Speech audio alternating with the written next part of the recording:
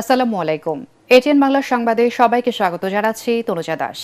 ত্রয়োদশ জাতীয় সংসদ নির্বাচন এবং গণভোটের ভোট গ্রহণ শেষে চলছে গণনা। সকাল 7:30টায় শুরু হয়ে ভোট গ্রহণ বিকেল 4:30টায় শেষ হয়।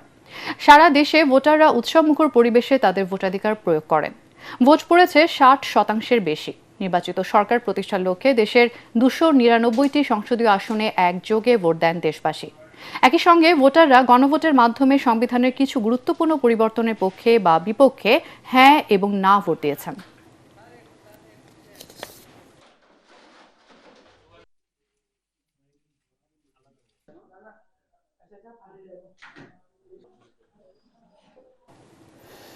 এবার স্টেপ ফুটওয়্যার লিমিটেড নির্বাচনের খবর।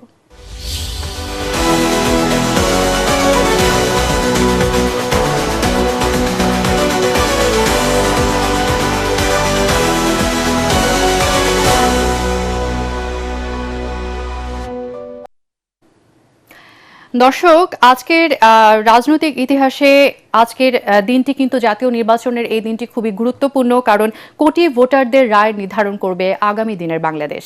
আজকের এই নির্বাচনে কিন্তু একটি গণভোটও অনুষ্ঠিত হয়েছে, যেখানে ভোটাররা নির্দিষ্ট সাংবিধানিক পরিবর্তন বা সংশোধনী প্রশ্নে সরাসরি হ্যাঁ বা নাতে ভোট দিতে পেরেছেন। তাই গণভোট এবং সাধারণ আসনের গণনা পাশাপাশি চলছে।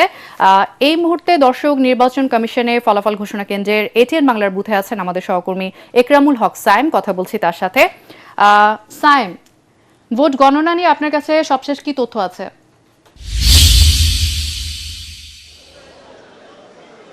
তনুজা, স্টেপ ফুটওয়্যার লিমিটেড ভোটের খবর বুথ থেকে আপনাকে স্বাগত জানাচ্ছি। এখান থেকে আমরা সারা রাতই ভোটের খবর, ফলাফলের খবর আপনাদেরকে জানাবো। এখনও পর্যন্ত এখানে মূলত ফলাফল আসার যে কার্যক্রম এবং সেগুলো গ্রহণ করে ফলাফল দেওয়ার যে কার্যক্রম, সেগুলো নিয়ে প্রস্তুতি চলছে। মূলত কেন্দ্রভিত্তিক ফলাফল আপনি দেখতে পাচ্ছেন যে বিভিন্ন গণমাধ্যমে, সোশ্যাল মিডিয়ায় কেন্দ্রভিত্তিক ফলাফলের খবর আসছে। আপনি জানেন যে এই নির্বাচনের সাধারণ যে প্রক্রিয়া, তাতে প্রথমে কেন্দ্রভিত্তিক ফলাফল ঘোষণা করা হয় এবং সেই ফলাফলটি কেন্দ্রে ঝুলিয়ে দেওয়া হয় এবং পরবর্তীতে রিটার্নিং কর্মকর্তার কাছে প্রিজাইডিং অফিসার সেই ফলাফলটি পাঠান এবং সেখান থেকে রিটার্নিং কর্মকর্তা সমন্বিতভাবে ফলাফল ঘোষণা করেন আসনভিত্তিক, এবং আসনভিত্তিক ফলাফল ঘোষণার পর সেটি আবার নির্বাচন কমিশনে পাঠানো হয়। নির্বাচন কমিশন আসনভিত্তিক ফলাফল এবং একই সাথে সামষ্টিক ফলাফল ঘোষণা করেন। সেই সামষ্টিক ফলাফল ঘোষণা কার্যক্রমটি আরেকটু বিলম্ব হবে বলে আমরা মনে করছি, এবং নির্বাচন কমিশনের পক্ষ থেকে চূড়ান্ত যে ব্রিফিংটি, অর্থাৎ ভোট শেষে যে চূড়ান্ত ব্রিফিংটি প্রধান নির্বাচন কমিশনার করেন, সেটি এখনও পর্যন্ত করেননি। কারণ তথ্যগুলোর হালনাগাদ করা হচ্ছে, তথ্যগুলোর যোগফল করা হচ্ছে। অর্থাৎ ভোটের যে পার্সেন্টেজের কথা আপনি বলছেন, ভোটের যে হারের কথা বলছেন, এটি 61% মতো ধারণা করা হচ্ছে বিভিন্নভাবে পাওয়া যে তথ্য, এবং নির্বাচন কমিশনের কাছে এখন যেই কেন্দ্রগুলোর তথ্য এসেছে, যে আসনগুলোর তথ্য এসেছে, এখনও সবগুলো আসনের তথ্য পুরোপুরি আসেনি। সেটি হয়তো আসলে এই পার্সেন্টেজ, অর্থাৎ 60 ভাগের কিছু কম বেশি হতে পারে। তবে এই ভোট পড়ার হার কিন্তু বাংলাদেশের ইতিহাসে একটি উল্লেখযোগ্য, কারণ এবারের ভোটে আপনি জানেন যে আওয়ামী লীগের মতো একটি বড় দল, যেটি গণ অভ্যুত্থানের মাধ্যমে যে দলটির পরাজয় হয়েছে, যেই দলটি এই নির্বাচনে অংশগ্রহণ করতে পারেনি, সেই দলটি এই নির্বাচনে অংশগ্রহণ করতে পারেনি। তারপরে সেখানে 60% ভোট কাস্ট হওয়া কিংবা 60%-এর বেশি কাস্ট হওয়া, এটি কিন্তু জাতীয় সংসদ নির্বাচনের জন্য বেশ উল্লেখযোগ্য।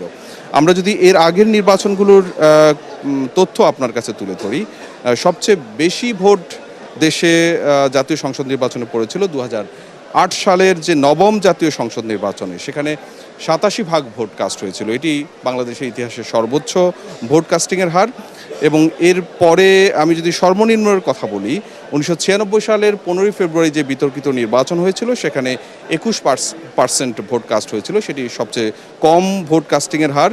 এবং এরপরে 2014 সালে যে একতরফা নির্বাচন হয়েছিল, সেখানে 40% ভোট পড়েছে। এবং সবশেষ 2024 সালে 41 ভাগের কিছু বেশি ভোট পড়েছিল 2024 সালের 7 জানুয়ারির নির্বাচনে। এবারের নির্বাচন আপনি জানেন যে অন্তর্বর্তীকালীন সরকার 1.5 বছর ধরে কিন্তু এই নির্বাচনের জন্য প্রস্তুতি নিচ্ছে।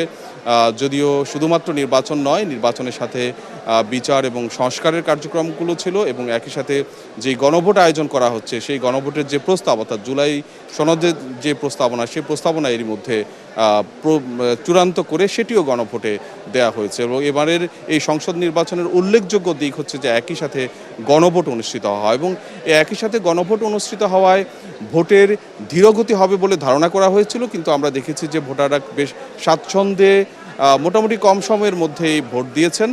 ভোটার উপস্থিতি বেশি হলেও আমরা ভোট কেন্দ্রে ধীরগতি দেখিনি। যদিও এবার সরাসরি সবগুলো আসনেই ব্যালটে ভোট হয়েছে। ইভিএমে যে আগে কিছু কিছু আসনে ভোট হতো সেই ব্যবস্থাটি এবার বাতিল করা হয়েছে।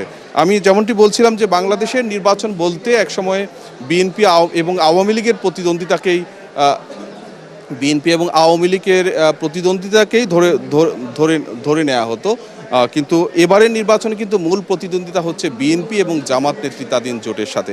আমি যদি খুব ছোট্ট করে বলি যে বিএনপি এবং জামাতের আগের নির্বাচনগুলোর যে অবস্থা, যেমন 1996 সালের 15 ফেব্রুয়ারি নির্বাচনে বিএনপি সর্বোচ্চ 278টি আসন পেয়েছিল, এবং এরপরে সেই নির্বাচনে জামাত অংশ নেয়নি।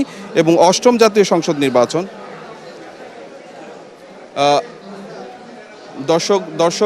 দর্শক মিরপুরে আমি বিএনপি জামাতের প্রতিদ্বন্দ্বিতার কথা বলছিলাম। এই মুহূর্তে জামাতের আমির ডাক্তার শফিকুর রহমান তিনি মিরপুরে তার সংসদীয় যে এলাকায় তিনি নির্বাচন করেছেন সেখানে ব্রিফিং করছেন। আমরা এখন সরাসরি চলে যাচ্ছি সেখানে।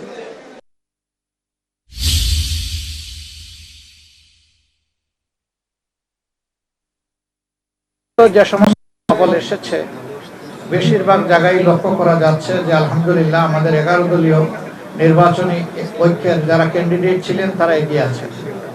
কিন্তু আমি আগেই বলেছি এটাকে এখন এই নিশ্চয়তা বিধান করার মতো পর্যায়ে আসেনি, আমাদের আরেকটু অপেক্ষা করতে হবে। এবারকার ইলেকশনের বেশ কতগুলো বৈশিষ্ট্য ছিল। এর মাঝে একটা ছিল যে গত 3টি নির্বাচন পর পর আমরা ভোট দিতে পারিনি। বাইরে যারা ছিলেন তারাও পারেননি, আমরা যারা জেলে ছিলাম তাদের তো আর কোনো সুযোগই ছিল না। দ্বিতীয়ত, প্রবাসীরা এই জীবনের প্রথম তারা ভোটার তালিকাভুক্ত হওয়ার সুযোগ পেয়েছেন এবং ভোট দেওয়ার সুযোগ পেয়েছেন। যদিও এই সংখ্যাটা খুব উল্লেখযোগ্য নয়, তারপরে আমরা আনন্দিত যে এই ধারাটা শুরু হয়েছে। আগামীতে এটা আরো এগিয়ে যাবে আমরা আশা করি। আমাদের প্রবাসীরা আমাদের জাতীয় জীবনে অতি গুরুত্বপূর্ণ অবদান রাখেন, কিন্তু তারা তাদের প্রাপ্যটা আমাদের কাছ থেকে পান না। আমরা চিন্তা করলাম যে এই প্রাপ্য আদায় করতে হলে কোন জিনিসটা তাদের বেশি দরকার। তখনই আমাদের মনে হলো যে ভোটের অধিকারটাই তাদের আদায় হওয়া উচিত। এই অধিকার প্রতিষ্ঠিত হলে বাকি অধিকারগুলা এর হাত ধরে চলে আসবে ইনশাআল্লাহ। তারা আমাদেরই সন্তান, আমাদেরই ভাই, আমাদেরকে তারা দিয়ে যাচ্ছে বুক কলিজা উজাড় করে, কিন্তু আমরা যদি তাদের প্রতি সেই দায়িত্বটা আরো সুন্দরভাবে পালন করতে পারি তাহলে তাদের এই দেওয়ার গতিটা আরো বাড়বে, উৎসাহ তাদের বাড়বে। আর তারা যদি দেখে শুধু দিচ্ছে কিন্তু সরকার, দেশ, জাতি তাদেরকে সেইভাবে সম্মানটুকু দিচ্ছে না, তাহলে যেটুকু আমরা তাদের কাছ থেকে বিভিন্নভাবে পাই সেটাও থাকবে না। আমি অবশ্য ব্যক্তিগতভাবে শুধুমাত্র ফিনান্সিয়াল রিমিটেন্স আনার পক্ষে না। আমি যেখানেই গিয়েছি বিদেশের মাটিতে আমাদের প্রবাসীদেরকে আমি আহ্বান জানিয়েছি যে ফিনান্সিয়াল রিমিটেন্সের পাশাপাশি আমাদের ইন্টেলেকচুয়াল রিমিটেন্স দরকার। দেশকে গড়ার জন্য আমাদের অভিজ্ঞ এবং মেধাবী সেই রকম কারিগর প্রয়োজন। তা বিদেশে আমাদের ডায়াসপোরার মধ্যে বাংলাদেশি বংশোদ্ভূত যারা আছেন তাদের মধ্যে প্রচুর লোক এরকম আছেন যারা উন্নত বিশ্বে গুরুত্বপূর্ণ অবদান রেখে চলছেন। আমি একটা জিনিস লক্ষ্য করেছি, যখন এই আহ্বানটুকু জানিয়েছি তাদের মধ্যে প্রাণ চাঞ্চল্য তৈরি হয়েছে, এবং আমি বিশেষভাবে কৃতজ্ঞতা আদায় করি আমাদের এবারকার এই নির্বাচনী প্রক্রিয়ায় শুধু বাংলাদেশি না, প্রবাসী বন্ধুরা আমাদেরকে যথেষ্ট সহযোগিতা করেছেন। তারা আমাদের ইশতেহার রচনা, পলিসি ডায়ালগ থেকে শুরু করে পলিসি পেপার তৈরি করা, প্রত্যেকটি খুঁটিনাটি বিষয়ে তারা গুরুত্বপূর্ণ অবদান রেখেছেন। আমি তাদের প্রতিও কৃতজ্ঞতা জানাচ্ছি, এবং বিশেষভাবে কৃতজ্ঞতা জানাচ্ছি জুলাই আন্দোলনে যখন তারা ঘোষণা দিল যে এখন থেকে আর একটা টাকারও রেমিটেন্স বাংলাদেশে পাঠাবো না, স্টপ রেমিটেন্স, তখনই কিন্তু তৎকালীন সরকারের ভিত নড়ে উঠেছিল। এটুকু করে তারা বসে থাকতে পারতেন, এটাই যথেষ্ট ছিল। কিন্তু না, তারা বসে থাকেননি। বহু দেশে নিষেধাজ্ঞা উপেক্ষা করে, নিষেধাজ্ঞা ছিল সেটাকে অমান্য করে তারা রাস্তায় নেমেছেন, তারা আন্দোলন করেছেন, তারা মিছিল করেছেন, স্লোগান স্বৈর শাসনের পতনের জন্য। যার শুধু ইউনাইটেড আরব এমিরাতসেই 237 জন মানুষকে বন্দী করে তাদেরকে শাস্তি দেওয়া হয়েছে। ক্রমান্বয়ে তারা মুক্তি পেয়েছেন দীর্ঘদিন পরে। কেউ কেউ জেলের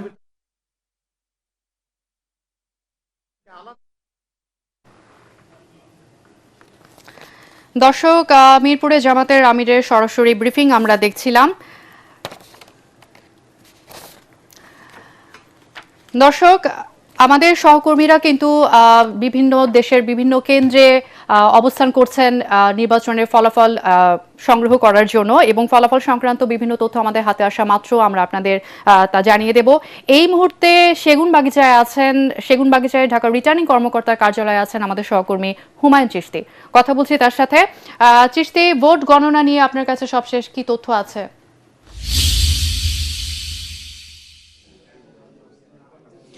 ধন্যবাদ তনুজা। স্টেপ ফুটওয়্যার লিমিটেড নির্বাচনের খবর নিয়ে আমি আছি ঢাকার সেগুনবাগিচায়। ঢাকা বিভাগীয় কমিশনারের যে কার্যালয় এখানে ঢাকা বিভাগীয় কমিশনার এবং রিটার্নিং কর্মকর্তার এখান থেকে ঢাকা মহানগরীর যে আসনগুলো আছে সেখানকার ফলাফল ঘোষণা করা হবে। এবং আপনার মাধ্যমে একটু জানিয়ে রাখি যে ঢাকা জেলায় মোট আসন হচ্ছে 20টি, তার মধ্যে ঢাকা মহানগরে আছে 15টি, মানে ঢাকা 4 থেকে শুরু করে ঢাকা 18 পর্যন্ত এই 15টি আসন ঢাকা মহানগরের মধ্যে পড়ে। তবে এর মধ্যে 2টি আসন ঢাকা 13 এবং ঢাকা 15, এই 2টি আসনের ফলাফল ঘোষণা করবেন আঞ্চলিক নির্বাচন কর্মকর্তা। তাহলে এই দুটি বাদ দিলে যে 13টি আসন থাকে সেই 13টি আসনের ফলাফল এই ঢাকা বিভাগীয় কমিশনার এবং রিটার্নিং কর্মকর্তার এখান থেকে প্রাথমিকভাবে ফলাফল ঘোষণা করা হবে। এবং একই সাথে যে গণভোট অনুষ্ঠিত হয়েছে সেই গণভোটের ফলাফলও এখানে ঘোষণা করা হবে। এবং আপনার মাধ্যমে জানিয়ে রাখি যে এই যে 13টি যে আসনের এখানে ফলাফল ঘোষণা করা হবে, এখানে মোট প্রার্থী ছিলেন 141 জন। এবং ঢাকার যেই এই 13টি আসনে এর আগে রিটার্নিং কর্মকর্তা জানিয়েছিলেন যে এখানে কিন্তু ঝুঁকিপূর্ণ আসন ছিল প্রায় 1400-র মতো। তবে আমরা দেখেছি যে সকাল 7:30 থেকে 4:30 পর্যন্ত যে নির্বাচন মানে ভোট গ্রহণ অনুষ্ঠিত হয়েছে সেখানে কিন্তু তেমন কোনো অপ্রীতিকর ঘটনা ঘটেনি বলে আমরা জেনেছি।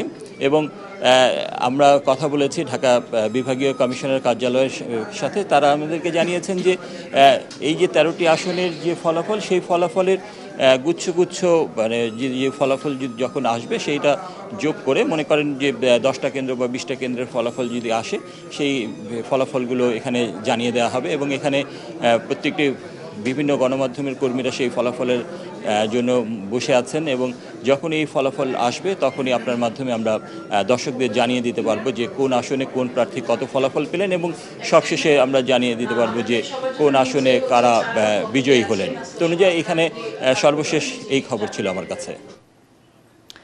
চিশতি, আপনাকে আমাদের সাথে যোগ দেওয়ার জন্য ধন্যবাদ। দর্শক, এখন দেখবেন সালাম স্টিল ভোটার গাড়ির খবর। দর্শক, জাতীয় নির্বাচন 2026-এর ফলাফল ঘোষণা নিয়ে কিন্তু জনমনে নানা প্রশ্ন কাজ করছে, সবার মধ্যে অনেক উদ্বেগ উৎকণ্ঠা কাজ করছে।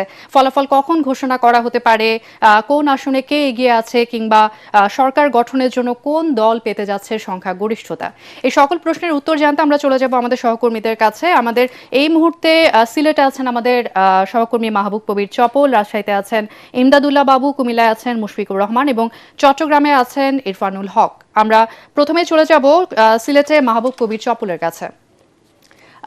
চপল, ভোট গণনার সবশেষ কি তথ্য আপনার কাছে আছে জানাবেন?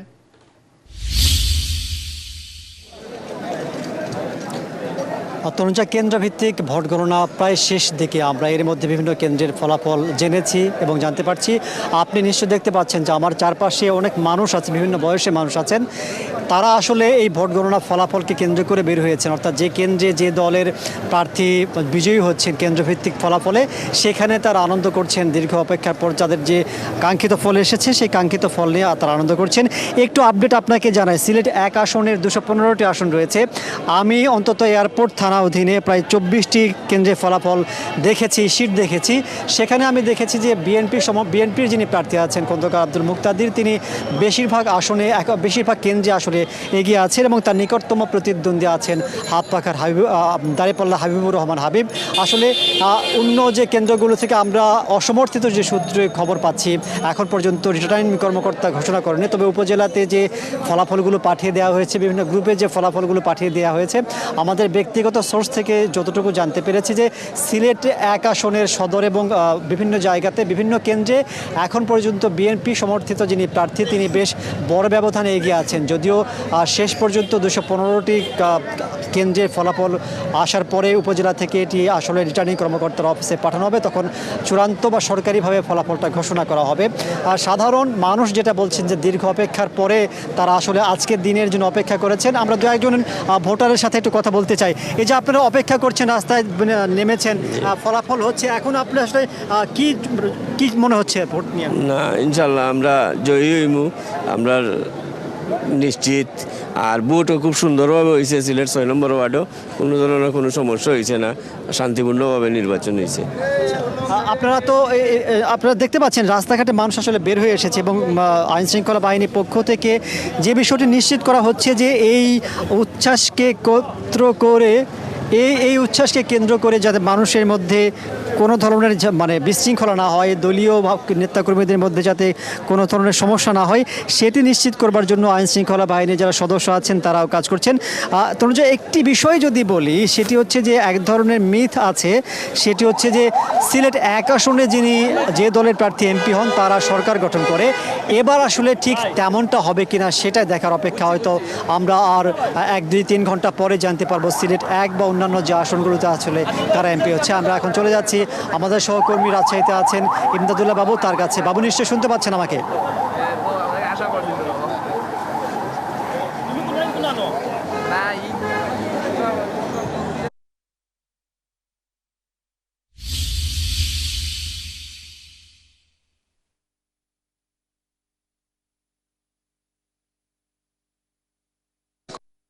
হয়তো বা ফলাফল ঘোষণা করা শুরু হতে পারে। আমরা যতটুকু এখানে আসার পর জানতে পেরেছি যে বিভিন্ন কেন্দ্র থেকে যে ফলাফলগুলো আছে, রিটার্নিং কর্মকর্তারা সেই ফলাফলগুলো এখানে পাঠানো শুরু করেছেন। এর মধ্যে রাজশাহী 2, 3 এবং 1-এর বেশ কয়েকটি ফলাফল আমাদের এখানে এসে পৌঁছেছে কেন্দ্রের। এসব কেন্দ্রের ফলাফল বিশ্লেষণ করলে দেখা যায় যে এখানে মিশ্র প্রতিক্রিয়া একদম দেখতে পাচ্ছি।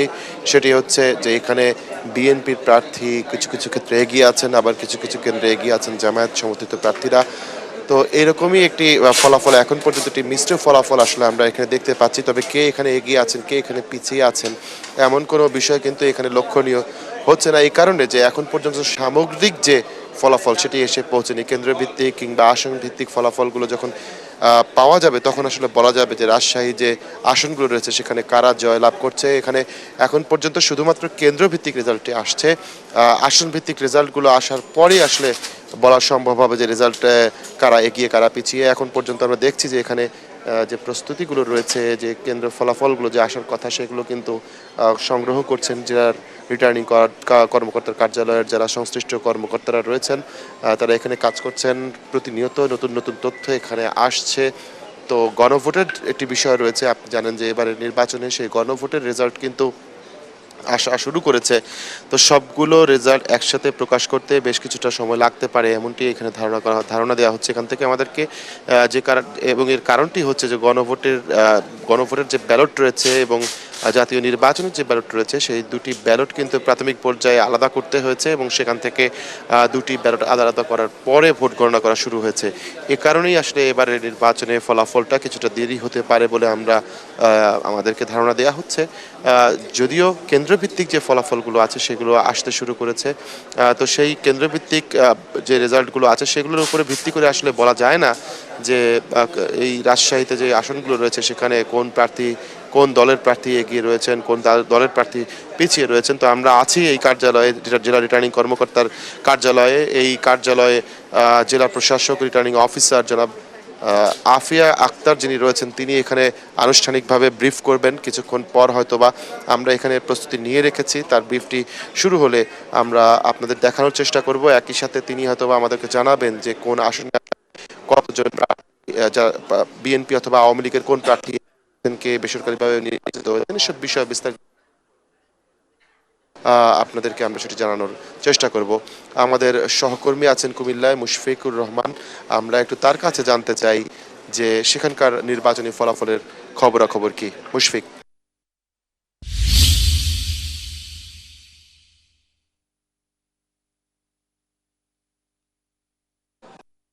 ইমদাদ, আপনাকে ধন্যবাদ। আমি আছি কুমিল্লা পুলিশ লাইন উচ্চ বিদ্যালয়ের সামনে।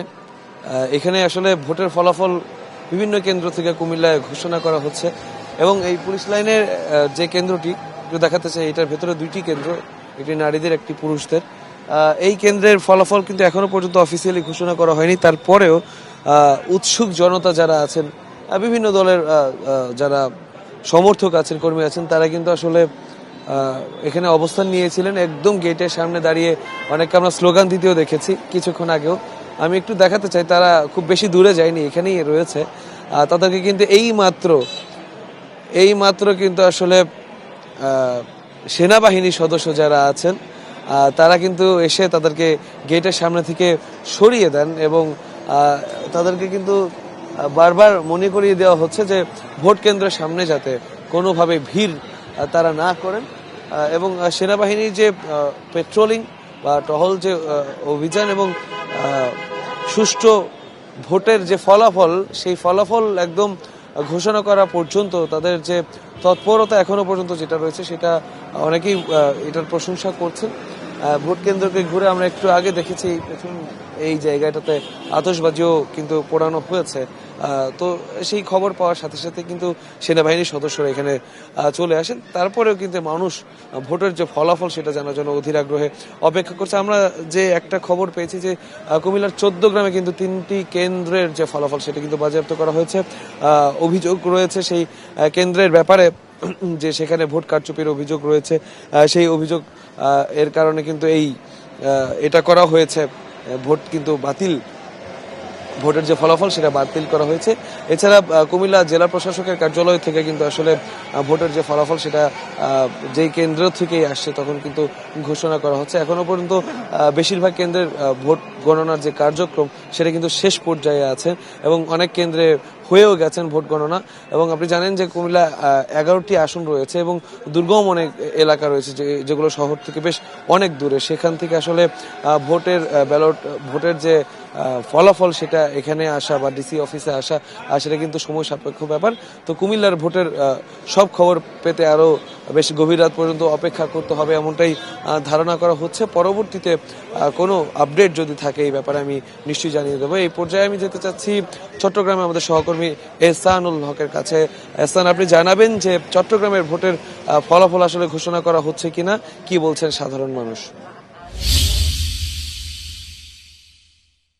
অবসান ঘটিয়ে অবশেষে ত্রয়োদশ জাতীয় সংসদ নির্বাচন অনুষ্ঠিত হয়েছে। এখন শুধুই কেবল অপেক্ষা ভোট গণনার কার্যক্রম এবং ফলাফল ঘোষণার। আমি এখন আছি চট্টগ্রাম জেলা স্টেডিয়ামে, যেখানে চট্টগ্রামের 5টি সংসদীয় আসন, অর্থাৎ চট্টগ্রাম শহরের মধ্যে যেই সকল আসন রয়েছে সেই আসনগুলির ফলাফল ঘোষণা করা হবে। আমরা এখানে দেখতে পাচ্ছি আসলে অধীর আগ্রহে অপেক্ষা করছেন সংবাদকর্মী এবং যেই সকল প্রার্থী রয়েছে প্রার্থীদের প্রতিনিধিরা এখানে অপেক্ষা করছেন এবং তারা এই চট্টগ্রাম জেলা স্টেডিয়ামে দীর্ঘ সময় ধরে অপেক্ষা করছেন। আমরা সকাল থেকে দেখেছি চট্টগ্রামে প্রায় 16টি সংসদীয় আসন, এর মধ্যে চট্টগ্রাম মহানগরে রয়েছে 3টি এবং উপজেলায় রয়েছে 13টি, যার মধ্যে 5টি সংসদীয় আসন, চট্টগ্রাম 5, চট্টগ্রাম 11, চট্টগ্রাম 10 এবং চট্টগ্রাম 8, চট্টগ্রাম 9 সহ চট্টগ্রাম 8 সহ সংসদীয় আসনের যে ফলাফল প্রকাশ করা হবে সেটি কিন্তু মূলত এখান থেকেই প্রকাশ করা হবে। হয়তো একটু বিড়ম্বনা হচ্ছে, যার কারণ হচ্ছে আমরা রিটার্নিং অফিসার এবং নির্বাচন সংশ্লিষ্টদের সাথে কথা বলেছি। তারা আমাদেরকে বলছেন যে এবারই প্রথম যেহেতু গণভোট এবং সংসদীয় ভোট একসাথে নির্বাচিত হয়েছে, সেক্ষেত্রে দুটি আলাদা করতে কিছুটা সময় লাগছে, যার ফলে ফলাফল প্রকাশ করতে কিছুটা হয়তো বিলম্ব হচ্ছে। তবে নির্বাচন সংশ্লিষ্টরা চেষ্টা করছেন যে যাতে করে খুব দ্রুত সময়ে সেটি প্রকাশ করা যায়। তো এই ছিল আমার কাছে বন্দরনগরী চট্টগ্রামের যে ফল প্রকাশের প্রস্তুতি সেটি তার সর্বশেষ। শান্তিপূর্ণভাবে অনুষ্ঠিত হয়েছে রাজধানীর 15টি আসনের ভোট। উৎসবমুখর পরিবেশে ভোট দিয়েছেন ভোটাররা। বড় ধরনের কোনো অপ্রীতিকর ঘটনা ঘটেনি, ভোট দিয়ে উচ্ছ্বাস প্রকাশ করেছেন ভোটাররা। নারী ও তরুণ ভোটারদের উপস্থিতি ছিল চোখে পড়ার মতো। প্রার্থীরাও সন্তোষ প্রকাশ করেন ভোটের সার্বিক পরিবেশ নিয়ে। রাজধানী ভোটের বিস্তারিত জানাচ্ছেন ইয়াসিন রানা। দীর্ঘ 17 বছর পর 3টি নির্বাচনে ভোট দিতে না পারার আক্ষেপ ঘুচিয়েছে রাজধানীর ভোটাররা। জুলাই গণঅভ্যুত্থানে আওয়ামী লীগ সরকারের পতনের 1.5 বছর পর জাতীয় নির্বাচন ও গণভোটে ভোট দিলেন ভোটাররা। রাজধানীর পাড়ায় পাড়ায় ছিল উৎসব। তরুণ ও প্রথমবারের মতো ভোটারদের উচ্ছ্বাস ছিল দেখার মতো। সকল দলের প্রার্থীদের বন্ধুত্বপূর্ণ আবহে শান্তিপূর্ণ পরিবেশে ভোট গ্রহণ অনুষ্ঠিত হয়। পাশাপাশি বুথ থেকে ভোটার স্লিপ দেন প্রতিদ্বন্দ্বী প্রার্থীদের সমর্থকরা। দুই একটি ঘটনা বাদে ছিল না কেন্দ্র থেকে প্রার্থীদের এজেন্ট বের করে দেওয়ার বড়সড় অভিযোগ। সকাল 7:30টায় ভোট গ্রহণ শুরুর পর থেকেই লাইনে দাঁড়িয়ে ভোট দেন ভোটাররা। বেলা বাড়ার সাথে সাথে উপস্থিতি বাড়ে ভোটারদের। টানা 4:30টা পর্যন্ত শান্তিপূর্ণ পরিবেশে ভোট গ্রহণ চলে। কোনো কোনো কেন্দ্রে ছিল অনেক ভিড়, আবার কোনো কেন্দ্রে ছিল কম। এবারে নির্বাচন আমি ফার্স্ট দেখলাম, খুব সুষ্ঠুভাবে আইন শৃঙ্খলা বাহিনী খুব সুন্দর করে কাজ করছে। খুব সুষ্ঠু পরিবেশ, খুব সুশৃঙ্খলভাবে ভোট দিচ্ছে জনগণ। আমিও ভোট দিয়ে আসছি। ইয়াং পার্সন যে একটা চেঞ্জ দরকার, আর আমিও খুব হোপফুল ছিলাম। হ্যাঁ, না ভোটের মাধ্যমেই আমরা একমাত্র এটাকে স্ট্যাবলিশ করতে পারবো। এতদিনে শুধু আমি না, আমার মতন অনেক মানুষ আছে যে ভোটের থেকে আমরা বঞ্চিত হয়েছি। এবার আমরা ভোট দিতে পারতেছি, তো আমাদের অনেক আনন্দ লাগতেছে। ভোটে তরুণদের আগ্রহ ছিল অনেক বেশি। লাইনে দাঁড়িয়ে ব্যাপক উৎসাহ নিয়ে ভোট দেন তারা। প্রথমবার ভোট দিয়ে সেলফি তুলে জানান দেন ভোট দেয়ার। অনেক নারী ভোটার কেন্দ্রে আসেন তাদের সন্তানদের নিয়ে। ভোট দিতে পারি না, কিন্তু বয়স হয়েছে, দিতে পারি না, এটাই ফার্স্ট। না এরকম শত্রু যারা মন চায় ভিতরে যাবো, আল্লাহ যারা মনের ভিতরে টানে হেলই দিয়াম। আমার প্রথম ভোট, এটা আমার ভোট হওয়ার পরেই প্রথম ভোট দিতেছি। সব বয়সের ভোটারদের পাশাপাশি বয়োবৃদ্ধ অনেকেই আসেন ভোট দিতে। কেউ লাঠি ভোট দিয়ে, কেউ পরিবারের কারো সহযোগিতা নিয়ে আসেন কেন্দ্রে। ভোট পেয়েছি, দিয়েছি, সব ঠিক আছে, কোনো কিছু হয় না, খুব সুন্দরভাবে ভোট হয়েছে। 17 বছর যাবত মানুষ কোনোভাবে ভোট কেন্দ্রে আসতে পারে না, ভোট দিতে পারে না, স্বতঃস্ফূর্ত ছিল না। আজকে উৎসব মুখর ভোট চলতেছে। এবার তো সাংঘাতিক উৎসাহ নিয়ে স্বতঃস্ফূর্তভাবে ভোট দিতে আসছে। এদিকে ভোটার উপস্থিতি ও সার্বিক পরিবেশ নিয়ে সন্তোষ প্রকাশ করেন প্রার্থীরা। আমি সকাল থেকে 4টা কেন্দ্র পরিদর্শন করেছি।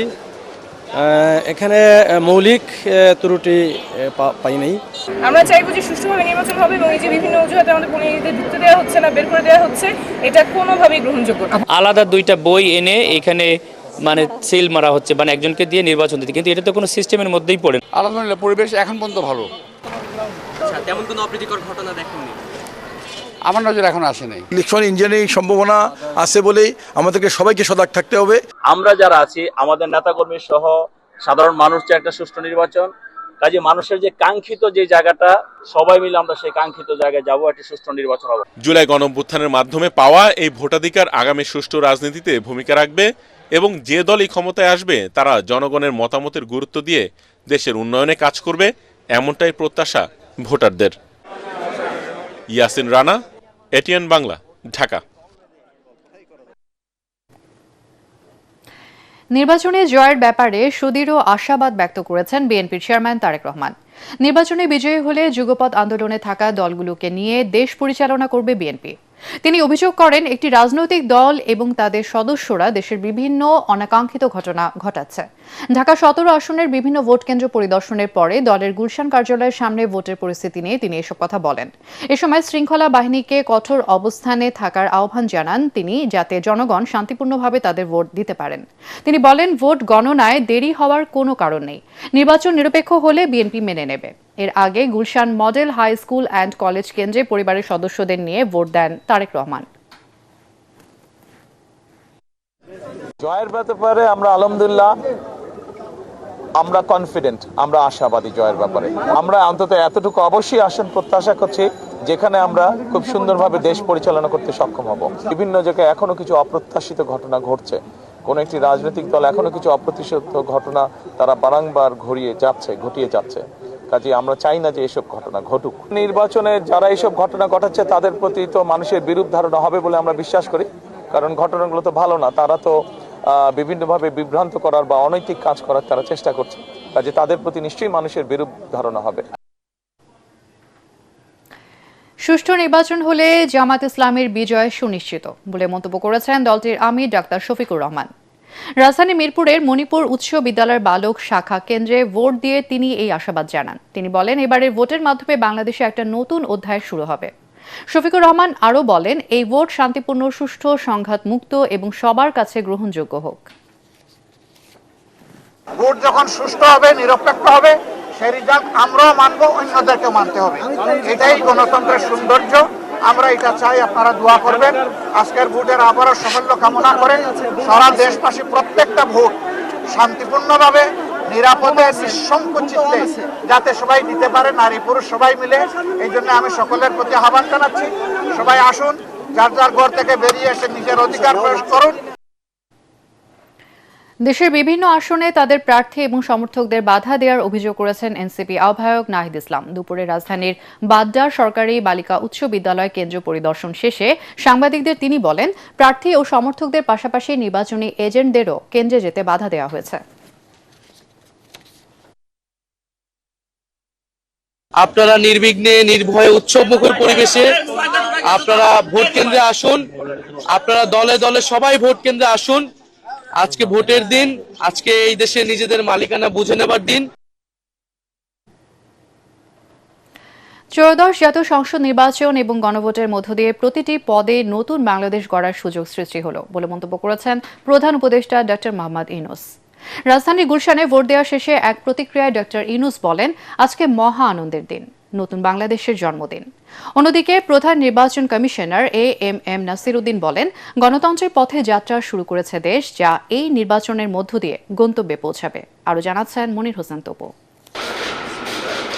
রাজধানীর Gulshan model high school and college কেন্দ্রে মেয়েকে সাথে নিয়ে ভোট দেন প্রধান উপদেষ্টা ডক্টর মোহাম্মদ ইউনূস।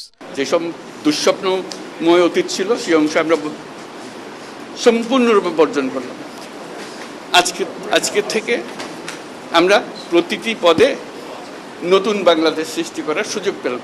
পরে বাড্ডা হাই স্কুল ও মিরপুরের এসওএস হারমান মেইনার কলেজ ভোট কেন্দ্র পরিদর্শন করেন প্রধান উপদেষ্টা। এছাড়াও পুলিশ সদর দপ্তরের নিয়ন্ত্রণ কক্ষ থেকে সারা দেশের ভোট প্রদান কার্যক্রম পর্যবেক্ষণ করেন তিনি। ইস্কাটন গার্ডেন উচ্চ বিদ্যালয়ে ভোট দেন প্রধান নির্বাচন কমিশনার এএমএম নাসির উদ্দিন।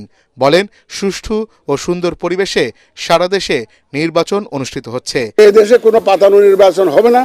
এই পাতানো নির্বাচনের ইতিহাস আমাদেরকে ভুলে যেতে হবে। এদিকে ভোটাধিকার প্রয়োগ করেন 3 বাহিনীর প্রধান। আদমজী ক্যান্টনমেন্ট কলেজে ভোট দেন সেনাবাহিনী প্রধান জেনারেল ওয়াকারুজ্জামান। এই দিনটার অপেক্ষায় ছিলাম, একটা সুষ্ঠু নির্বাচন। একই কেন্দ্রে ভোট দেন এটিএন বাংলা ও এটিএন নিউজের চেয়ারম্যান ডক্টর মাহফুজুর রহমান। ভোটের সার্বিক পরিবেশ নিয়ে সন্তোষ প্রকাশ করেন তিনি। Baridhara scholars international school and college কেন্দ্রে ভোট দেন নৌবাহিনী প্রধান এডমিরাল এম নাজমুল হাসান। এর মাধ্যমে আমরা পুনরায় গণতান্ত্রিক ধারায় ফিরে যাব ইনশাল্লাহ। দেশ আবার উন্নতি অগ্রগতির পথে এগিয়ে যাবে। তেজগাঁওয়ের বিএএফ শাহিন স্কুল ও কলেজে ভোট দিয়েছেন বিমান বাহিনী প্রধান air chief marshal Hasan Mahmud Khan. বারিধারায় ভোট দেন স্বরাষ্ট্র উপদেষ্টা জাহাঙ্গীর আলম চৌধুরী।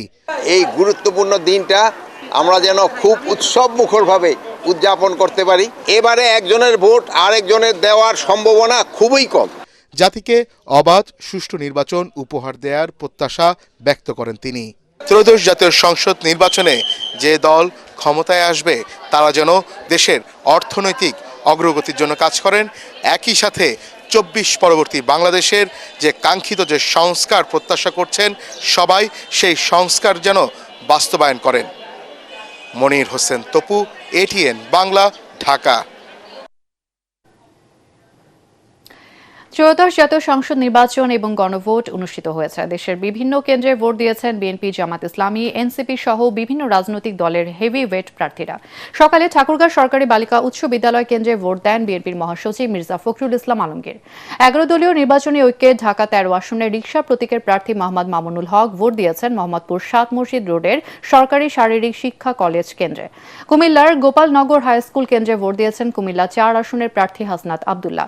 খুলনা 5 আসনের নিজ কেন্দ্রে ভোট দিয়েছেন জামাত ইসলামের সেক্রেটারি জেনারেল মিয়া গোলাম পরওয়ার। নরসিংদীর পলাশ উপজেলার চরনগরদী সরকারি প্রাথমিক বিদ্যালয় কেন্দ্রে ভোট দিয়েছেন নরসিংদীর 2 আসনের ধানের শীষের প্রার্থী আব্দুল মঈন খান।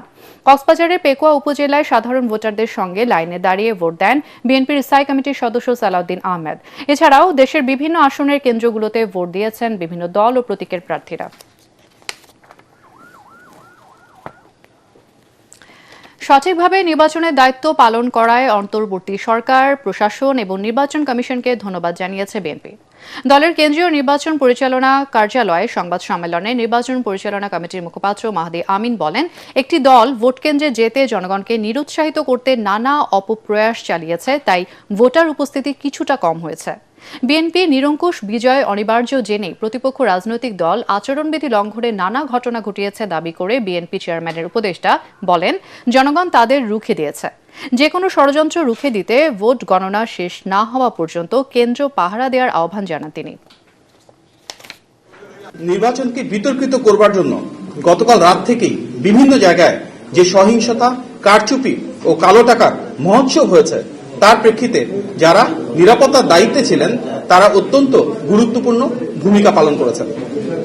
জনগণ ঐক্যবদ্ধভাবে প্রতিরোধের দৃষ্টান্ত স্থাপন করেছে, অনেক জায়গায় এই ধরনের অপপ্রয়াসকে রুখে দিয়েছে। বিএনপির সঙ্গে প্রতিপক্ষ রাজনৈতিক দলের যে দৃশ্যমান বিশাল পার্থক্য রয়েছে, সেটিকে প্রতিহত করাই ছিল গতকাল রাত থেকে আচরণবিধি লঙ্ঘনের মূল উদ্দেশ্য। সেজন্য ভোটারদেরকে হুমকি প্রদানের মাধ্যমে নিরুৎসাহিত করে ভোট কেন্দ্র থেকে দূরে রাখার একটি অপচেষ্টা করা হয়। সব মিলিয়ে এবারের নির্বাচন সুষ্ঠু, নিরপেক্ষ এবং উৎসবমুখর হয়েছে বলে মন্তব্য করেছেন জামাতের সহকারী সেক্রেটারি জেনারেল এহসানুল মাহবুব জুবায়ের। বলেন, এই নির্বাচনের মাধ্যমে প্রমাণ হয়েছে সচেতন জাতি কখনো হার মানে না। রাজধানীর মগবাজারে দলের কেন্দ্রীয় কার্যালয়ে নির্বাচন পরবর্তী সংবাদ সম্মেলনে তিনি এসব কথা বলেন। এ সময় শরিক 11 দলের জ্যেষ্ঠ নেতারা উপস্থিত ছিলেন। দেশের বেশ কিছু আসনের বিভিন্ন কেন্দ্রে বাধা প্রতিবন্ধকতা থাকা সত্ত্বেও সাধারণ মানুষের অংশগ্রহণে অনুষ্ঠিত নির্বাচন একটি অর্থবহ ফলাফল বয়ে নিয়ে আসবে বলে আশা 11 দলীয় নির্বাচনী জোটের।